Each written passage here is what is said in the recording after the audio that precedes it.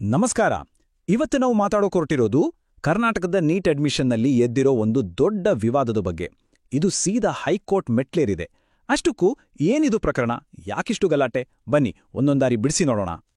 ಈ ಇಡೀ ಗಲಾಟೆಗೆ ಕಾರಣ ಆಗಿರೋದು ಬರೋಬ್ಬರಿ 443 ಮೆಡಿಕಲ್ ಸೀಟುಗಳು. ಹೌದು, ಈ ಸೀಟುಗಳನ್ನ ಹಂಚಿಕೆ ಮಾಡಿದ್ರಲ್ಲ, ಆ ವಿಧಾನದ ಬಗ್ಗೆನೇ ಈಗ ಒಂದು ದೊಡ್ಡ ಪ್ರಶ್ನೆ ಎದ್ದಿರೋದು. ಸೊ ಈ ವಿವಾದದ ಹೃದಯ ಭಾಗದಲ್ಲೇ ಇರೋದು ಮಾಪ್-ಅಪ್ ರೌಂಡ್ ಅನ್ನೋ ಒಂದು ಪ್ರಾಸೆಸ್. ಏನಿದು ಮಾಪ್-ಅಪ್ ರೌಂಡ್ ಅಂದ್ರೆ, ಸಿಂಪಲ್ ಆಗಿ ಹೇಳೋದಾದ್ರೆ, ಫಸ್ಟ್ ಸೆಕೆಂಡ್ ರೌಂಡ್ ಕೌನ್ಸಿಲಿಂಗ್ ಎಲ್ಲ ಮುಗ್ದ್ಮೇಲೆ ಇನ್ನೂ ಖಾಲಿ ಉಳಿದಿರೋ ಸೀಟುಗಳನ್ನು ತುಂಬಕ್ಕೆ ಇಡೋ ಕೊನೆಯ ಅಂತಿಮ ಸುತ್ತಿದು. ಡಾಕ್ಟರ್ ಆಗ್ಬೇಕು ಅಂತ ಕನ್ಸ್ ಕಾಣ್ತಿರೋ ಎಷ್ಟೋ ಜನಕ್ಕೆ ಇದೊಂದು ರೀತಿ ಲಾಸ್ಟ್ ಚಾನ್ಸ್ ಇದ್ದಾಗೆ. ಆದ್ರೆ ನೋಡಿ, ವಿದ್ಯಾರ್ಥಿಗಳ ಭವಿಷ್ಯ ನಿರ್ಧರಿಸೋ ಇದೇ ಕೊನೆಯ ಅವಕಾಶ ಈಗ ಒಂದು ದೊಡ್ಡ ಕಾನೂನು ಸಮರಕ್ಕೆ ಕಾರಣವಾಗಿದೆ. ಯಾಕಂದ್ರೆ ಈ ಪ್ರಕ್ರಿಯೆಯಲ್ಲಿ ಎಲ್ರಿಗೂ ಸಮಾನ ಅವಕಾಶ ಸಿಕ್ಕಿದ್ಯಾ, ಫೇರ್ ಆಗಿ ನಡೀತಾ ಅನ್ನೋ ಒಂದು ಮೂಲಭೂತ ಪ್ರಶ್ನೆ ಈಗ ಕೋರ್ಟ್ ಮುಂದಿದೆ. ಕೋರ್ಟ್ನ ಮುಂದಿದ್ದ ಮೇನ್ ಪ್ರಶ್ನೆನೇ ಇದು. ಆ ಉಳಿದಿದ್ದ 443 ಸೀಟುಗಳಿಗೆ ಸ್ಪರ್ಧೆ ಮಾಡಕ್ ಬಂದಿದ್ದ ಪ್ರತಿಯೊಬ್ಬ ವಿದ್ಯಾರ್ಥಿಗೂ ಒಂದೇ ರೀತಿ ಸಮಾನವಾದ ಅವಕಾಶವನ್ನ ಕೊಟ್ಟಿದ್ರಾ ಇಲ್ವಾ ಅನ್ನೋದೇ ಪಾಯಿಂಟ್.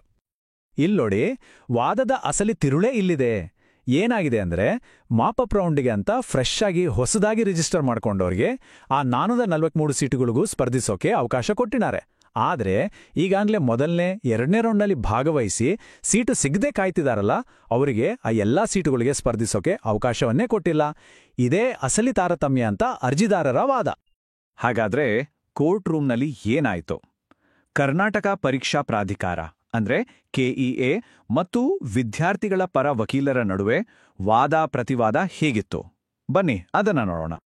ಮೊದಲನೆಗೆ, ಕೆಇಎ ಪರ ವಕೀಲರಿಗೆ ನೀವು ಮಾಡಿರೋ ಈ ಹಂಚಿಕೆ ಸರಿ ಅಂತ ನಿಮ್ದೇ ಅಧಿಕೃತ ಬ್ರೋಷರ್ನಲ್ಲಿರೋ ನಿಯಮಗಳ ಆಧಾರದ ಮೇಲೆ ಸಾಬೀತು ಮಾಡಿ ಅಂತ ಕೇಳಲಾಯಿತು. ಅದಕ್ಕೆ ಅವರು ತಮ್ಮ ಬ್ರೋಷರ್ನಲ್ಲಿದ್ದ ಒಂದು ಪಾಯಿಂಟ್ ಅನ್ನು ಮುಂದಿಟ್ರು. ಅದರಲ್ಲಿ, ನಾವು ಕಾಲಕಾಲಕ್ಕೆ ವೆಬ್ಸೈಟ್ನಲ್ಲಿ ಕೌನ್ಸಿಲಿಂಗ್ ನಿಯಮಗಳನ್ನು ಅಪ್ಡೇಟ್ ಮಾಡ್ಬೋದು ಅಂತ ಬರೆದಿದೆ ಅಂತ ಹೇಳಿದ್ರು. ಅದೇ ರೀತಿ ಈ ಹಂಚಿಕೆ ಪ್ರಕ್ರಿಯೆ ಬಗ್ಗೆ ಒಂದು ಹೊಸ ಡಾಕ್ಯುಮೆಂಟ್ ಅನ್ನ ವೆಬ್ಸೈಟ್ನಲ್ಲಿ ಹಾಕಿದ್ವಿ ಅಂತ ವಾದಿಸಿದ್ರು. ಆದ್ರೆ ನ್ಯಾಯಾಧೀಶರು ಇದಕ್ಕೆ ಒಪ್ಪಲಿಲ್ಲ.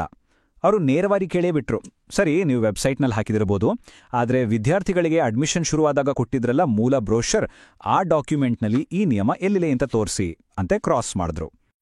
ಕೋರ್ಟ್ನಲ್ಲಿ ವಿಚಾರಣೆ ತುಂಬಾ ಸೀರಿಯಸ್ ಆಗಿ ನಡೆದಿತ್ತು. ಜಡ್ಜ್ಗಳು ಪ್ರತಿಯೊಂದು ಬ್ರೋಷರ್ ಅನ್ನು ಲೈನ್ ಬೈ ಲೈನ್ ಓದ್ತಿದ್ರು.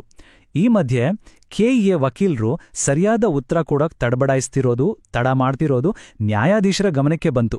ಅದಕ್ಕೆ ಸರಿ, ನಾಳೆ ವಾದ ಮುಂದುವರಿಸಿ ಅಂತನೂ ಹೇಳಿದ್ರು.